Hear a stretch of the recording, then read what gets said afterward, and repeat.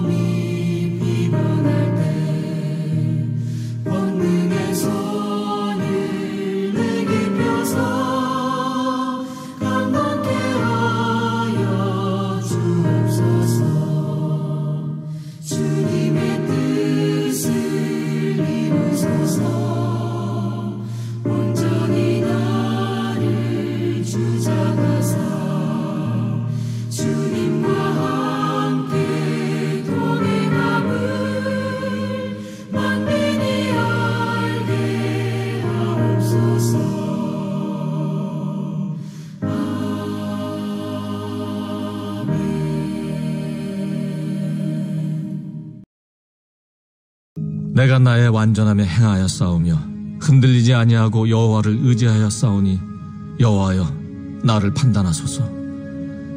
여호와여 나를 살피시고 시험하사 내 뜻과 내 양심을 단련하소서. 주의 인자하심이 내 목전에 있나이다. 내가 주의 진리 중에 행하여 허망한 사람과 같이 앉지 아니하여 싸우니 간사한 자와 동행하지도 아니하리이다. 내가 행악자의 집회를 미워하오니 악한 자와 같이 앉지 아니하리이다.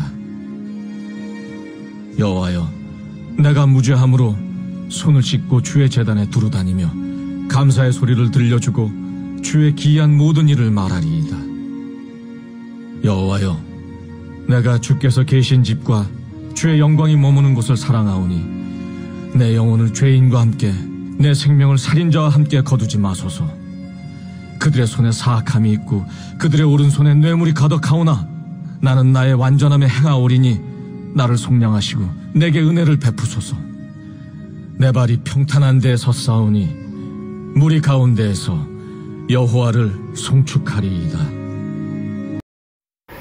오늘 말씀을 통해서 다윗의 담대함의 근거는 도대체 어디에 있는가 라고 하는 것을 좀 살펴보려고 합니다. 1절 말씀을 보시면 내가 나의 완전함에 행하여 싸우며 흔들리지 아니하고 여호와를 의지하여 싸우니 여호와의 나를 판단하소서, 이렇게 이야기를 합니다. 완전함에 행하였다.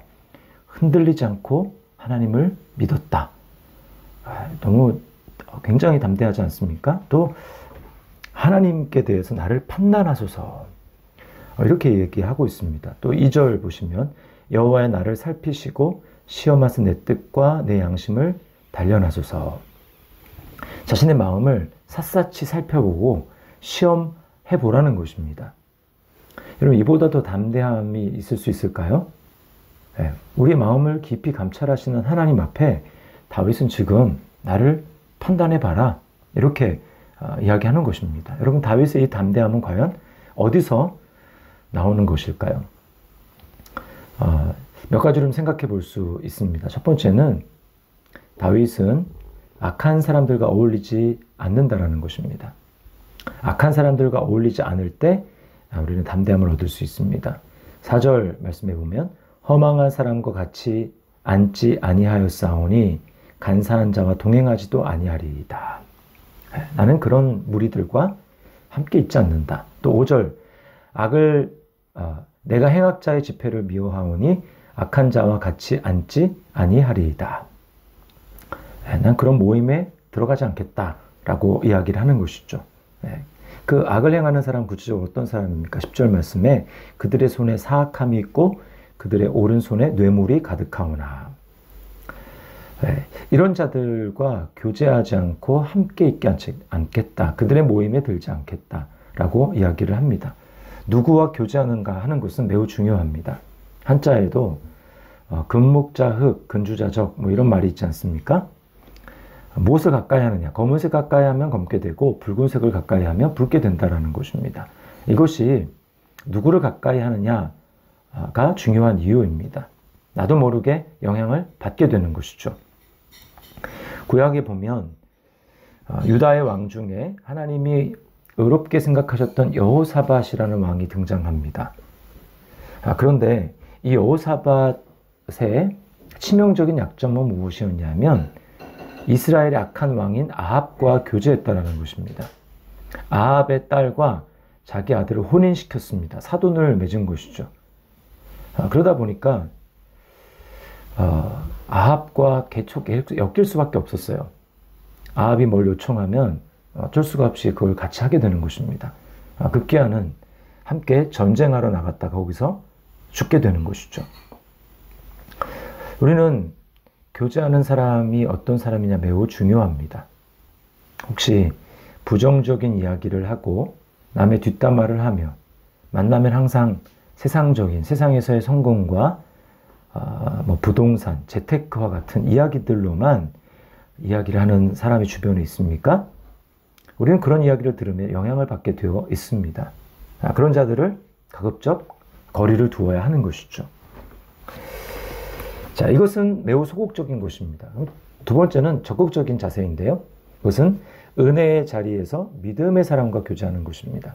6절에서 8절이 그것을 이야기하고 있습니다. 소극적이고 부정적인 방법만으로는 우리는 승리하는 삶을 살아갈 수 없습니다. 우리에게는 보다 긍정적이고 적극적인 방법을 사용해야 하는 것입니다. 그것이 바로 은혜의 자리에 나가는 것이고 믿음의 사람과 교제하는 것입니다. 악한 사람과 교제하지 않는다라는 데서만 끝나면 안 되는 것입니다. 6절 말씀해 보면 여호와의 내가 무죄함으로 손을 씻고 주의 제단에 두루 다니며.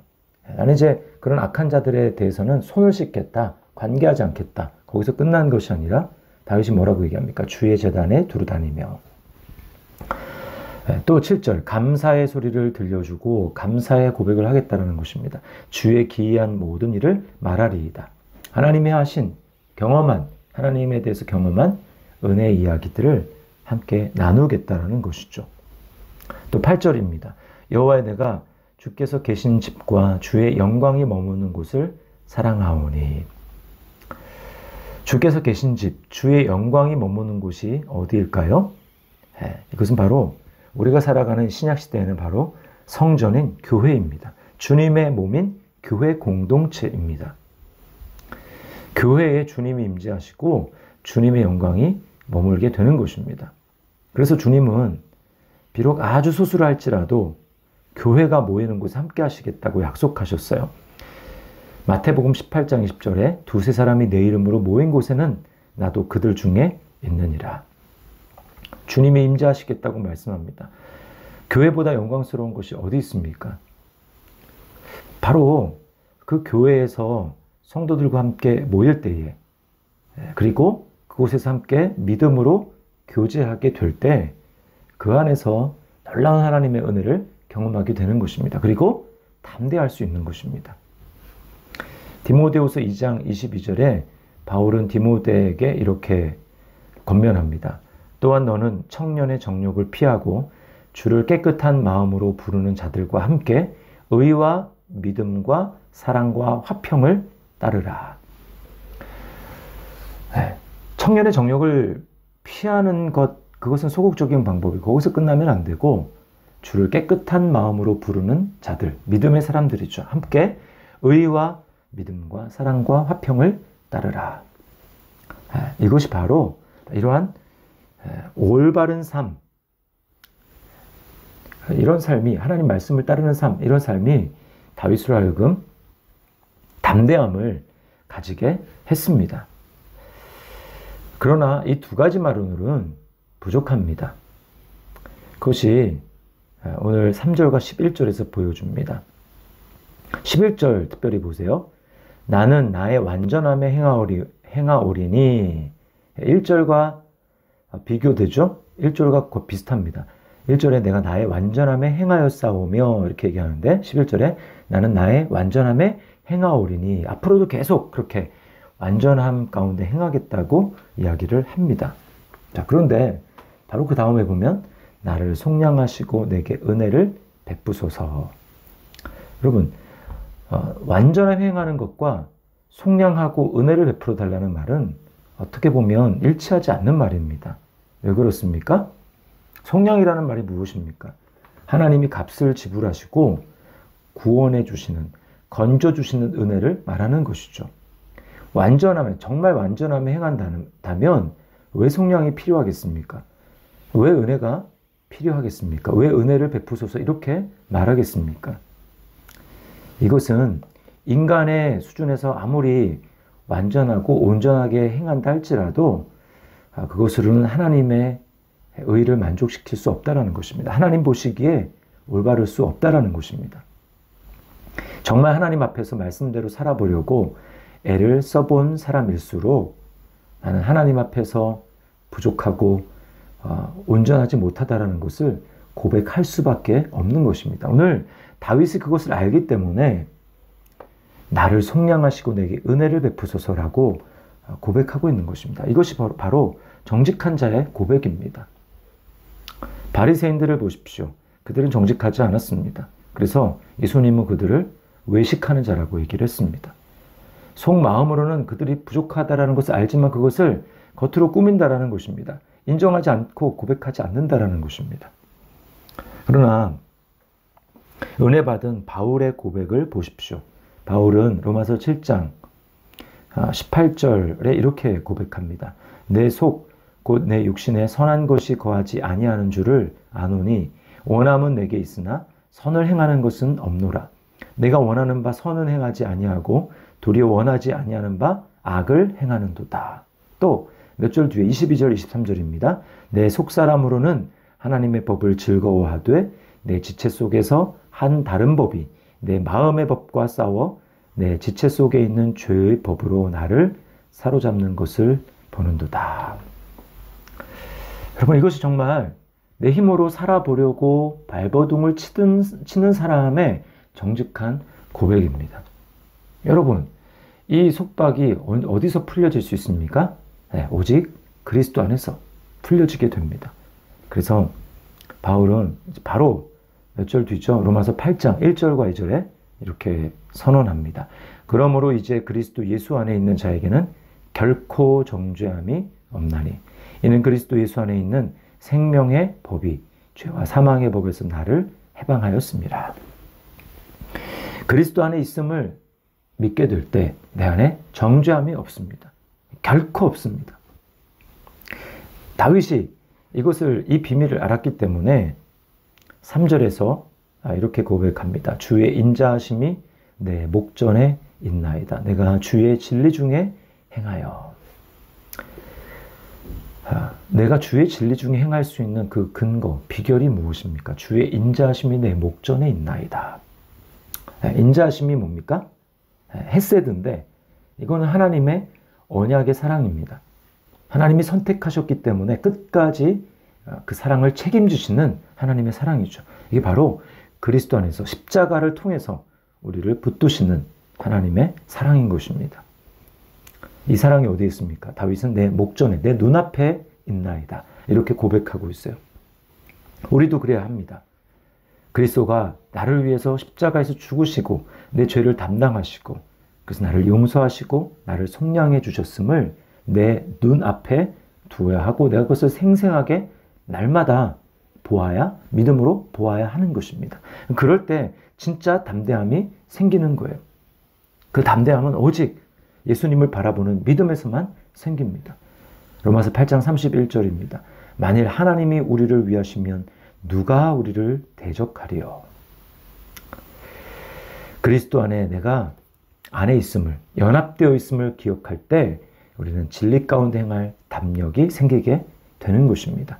나를 심판하지 않으실 것을 알기 때문에 내 안에는 하나님을 기쁘시게 하지 못하는 그런 모습이 있다 할지라도 주님 앞에 담대하게 주님, 제 안에 그러한 것들이 있다면 저를 살펴주시고 제 안에 그것들을 제하여 주십시오 라고 하나님 앞에 마음을 그냥 담대하게 꺼내 보낼 수 있는 것입니다. 하나님의 진리의 수술대 위에 나를 올려둘 수 있는 것입니다.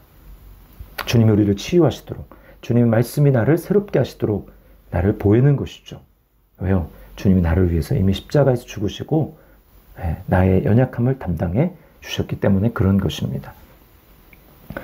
여러분에게 이런 담대함이 있습니까? 오늘 이 다윗의 담대함, 여호와여 내가 나의 완전함에 행하였사오니 라고 하나님 앞에 고백하는 것처럼 우리 또한 하나님 앞에 내가 그리스도 안에 있음을 기억하면서 담대하게 행했으면 좋겠습니다. 진리가 내 안에 있고 그리고 나를 용서하신 주님의 사랑이 나와 함께 하심을 믿을 때에 우리는 누구 앞에서도 담대함과 당당함을 잃지 않을 수 있는 것입니다.